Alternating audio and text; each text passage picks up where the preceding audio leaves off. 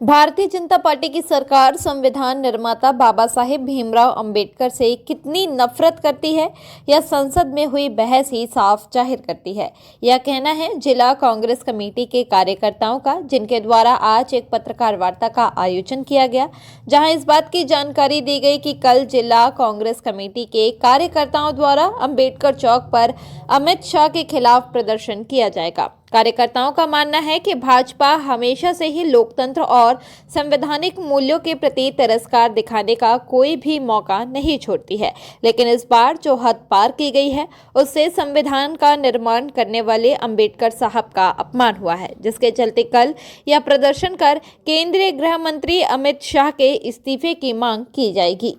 Bharatiya Janata party की मानसिकता साफ तौर पे दर्शा रही है कि वह बाबा साहब और बाबा साहब के द्वारा निर्माण किए गए संविधान से कितनी नफरत करते हैं। जिस तरीके से इस देश के गृह मंत्री, जिनको उस सदन में बैठने की जो हैसियत है वो इस देश के संविधान के कारण मिलती है, जिन बाबा साहब ने उस संविधान का निर्माण करा, उसके कारण अमित शाह उस सदन के हिस्सा बनते हैं। और उस संविधान के रचयिता को जिस असंसदीय तरीके से अमित शाह के द्वारा कहा गया है, इसका विरोध, इसका आक्रोश समूचे हिंदुस्तान में है। और न केवल राजनीतिक दल, न केवल विपक्षी दल, बल्कि इस हिंदुस्तान में संविधान को मानने वाला आदमी, संविधान को प्रणाम करने वाला आदमी इस बात से विरोध में है और इस बात से आहत है।